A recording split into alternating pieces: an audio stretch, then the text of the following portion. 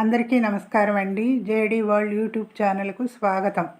నేను ఈరోజు చేయబోయే రెసిపీ దొండకాయ రోటి పచ్చడి.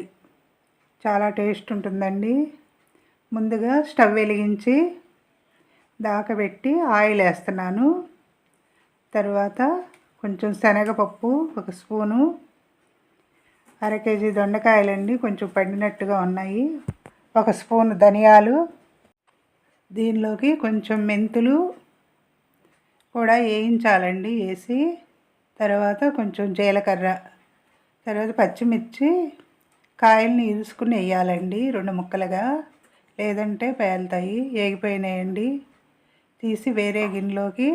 ఇప్పుడు దీనిలో దొండకాయ ముక్కలు వేసి వేయించాలి. దొండకాయ ముక్కల్ని మొత్తం వేసి ఇప్పుడు కొంచెం మంట తక్కువలోనే వేయించుకోవాలండి. బాగా మెత్తగా అవసరం లేదు, కొంచెం ఒక 10 మినిట్స్ వేయిస్తే సరిపోతుంది. దానిలో కొంచెం చింతపండు అండి, నిమ్మకాయ సైజు, కడిగి ఆ ముక్కల మీద వేసుకుంటే మెత్తబడుతుంది. ఇవి వేగిపోయిన తర్వాత చల్లార్చుకోవాలి మిక్సీ వేయటానికి.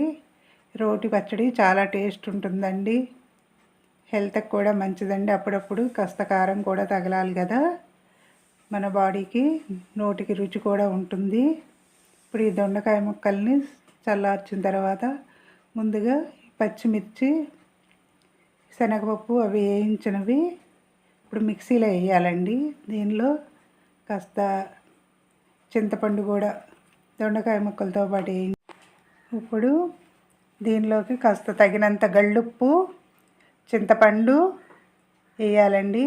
2-3 వెల్లుల్లి రెబ్బలు కూడా వేసి ముందుగా కచ్చాపచ్చాగా మిక్సీ పట్టాలి. ఇది పగలే చేస్తున్నానండి ఎడిటింగు, దాని మూలంగా పక్షుల అరుపులు, కాకుల అరుపులు కొంచెం వినిపిస్తున్నాయి. ఇలా అయిన తర్వాత కచ్చాపచ్చాగా దొండకాయ ముక్కలు వేసుకోవాలండి. దొండకాయ ముక్కలు కూడా మొత్తం వేసి మిక్సీ పట్టాలండి.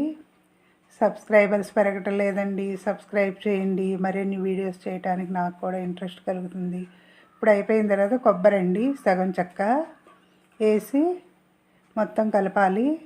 ఇప్పుడు తర్వాత దీన్ని తాలింపు వేయాలండి. పచ్చడి చాలా టేస్ట్ ఉంటుందండి. ఫంక్షన్లో వాటిల్లో కూడా వేస్తారు కదా.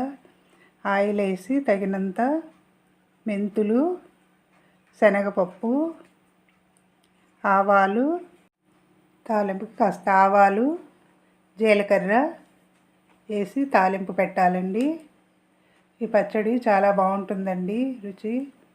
దొండకాయ రోటి పచ్చడి, కాస్త జీలకర్ర, కరివేపాకు, ఇంగువ వేసానండి. కాస్త పసుపు కూడా వేస్తే తాలింపులో కలర్గా ఉంటుంది, హెల్త్కి కూడా మంచిదండి, ఆరోగ్యానికి పసుపు. ఇప్పుడు మొత్తం దీన్ని ఈ పచ్చడిలో కలుపుకోవాలండి.